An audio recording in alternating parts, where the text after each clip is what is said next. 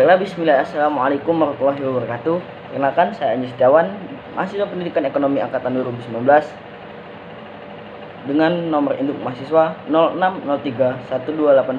06031281924029. Adapun dosen pengampu pada mata kuliah metode pendidikan yang pertama adalah Dr. Rizwan Jainuddin, Magister Pendidikan.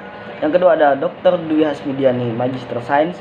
Yang ketiga adalah Ibu Dian Eka Amrina, Sarjana Pendidikan, Magister Pendidikan.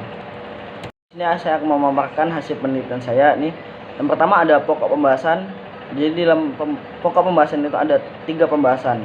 Yang pertama ada pendahuluan, tinjauan pustaka, dan metode penelitian. Baiklah, adapun sub pokok pembahasan yang ada di pendahuluan. Yang pertama adalah latar belakang. Di latar belakang itu menjelaskan terkait pengaruh motivasi belajar, pengaruh eksternal dan internal motivasi belajar, lingkungan yang mempengaruhi motivasi belajar, dan hasil belajar. Berdasarkan latar belakang di atas, maka dapat dirumuskan permasalahan pada penelitian ini adalah bagaimana pengaruh motivasi belajar terhadap hasil belajar siswa pada pelajaran ekonomi di masa pandemi. Adapun tujuan penelitian, berdasarkan latar belakang di atas, maka penulis akan mendeskripsikan, menganalisis, dan menginterpretasikan pengaruh motivasi belajar terhadap hasil belajar di masa pandemi. Manfaat penelitian ini, yang pertama adalah hasil penelitian ini diharapkan dapat menambah pengetahuan dan wawasan, terutama menyangkut hal-hal yang berkaitan dengan masalah-masalah motivasi belajar terhadap hasil belajar. Yang kedua adalah hasil penelitian ini diharapkan dapat menjadi bahan referensi untuk penelitian selanjutnya. Adapun yang bab kedua yakni tinjauan pustaka. Yang pertama itu ada pengertian motivasi. Motivasi belajar menurut Jamarah tahun 2008 halaman 149. Motivasi yang berasal dari dalam diri pribadi seseorang itu disebut motivasi intrinsik, yaitu motivasi yang akan menjadi aktif atau berfungsi dengan sendirinya dengan tidak perlu dirangsang hal-hal yang dari luar. Hal ini dikarenakan di dalam diri setiap individu sudah ada dorongan untuk melakukan sesuatu. Sedangkan motivasi yang berasal dari luar diri seseorang itu disebut motivasi ekstrinsik, yaitu motivasi yang akan aktif ataupun berfungsi karena adanya dorongan dari luar. Ya, ini hasil belajar. Menurut Hamalik, hasil belajar adalah sebagai terjadinya perubahan tingkah laku pada diri seseorang yang dapat diamati dan diukur bentuk pengetahuannya, yakni bentuk pengetahuan, sikap, dan keterampilan. Perubahan tersebut dapat diartikan sebagaimana terjadinya peningkatan dan pengembangan yang lebih baik pada diri sebelumnya yang awal mulanya tidak tahu menjadi tahu.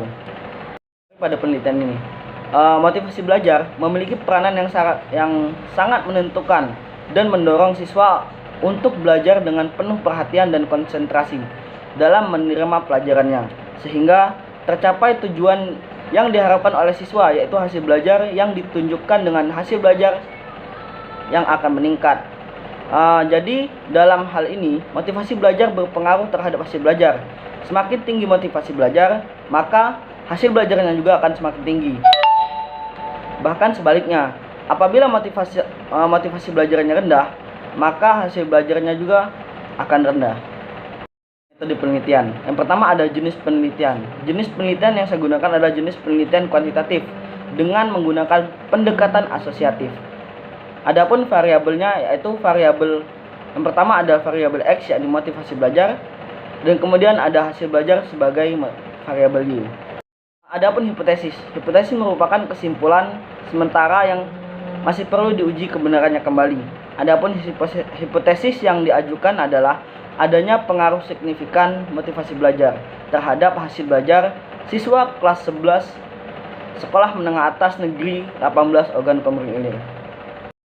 Definisi operasional variabel. Yang pertama ada variabel X, ini motivasi belajar, dan yang kedua ada hasil belajar sebagai variabel Y. Untuk penjelasannya silakan nanti dibaca pada proposal yang sudah tertera. Dan sampel. Pada slide ini saya akan menjelaskan populasi dengan jumlah siswa kelas 11 IPS SMA Sekolah Menengah Atas Negeri 18 Oki.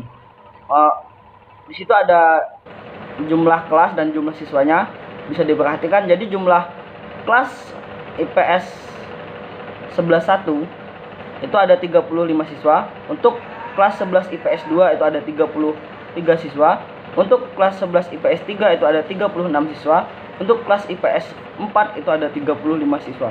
Jadi total keseluruhan populasi pada penelitian ini adalah 139 siswa. Baiklah, jadi pada slide yang ini saya akan menjelaskan terkait sampel. Jadi penentuan sampel yang digunakan di penelitian ini adapun teknik pengumpulan data yang saya gunakan, yang pertama itu adalah angket, yang kedua adalah dokumentasi. Untuk penjelasannya boleh dibaca pada proposal yang sudah saya sematkan.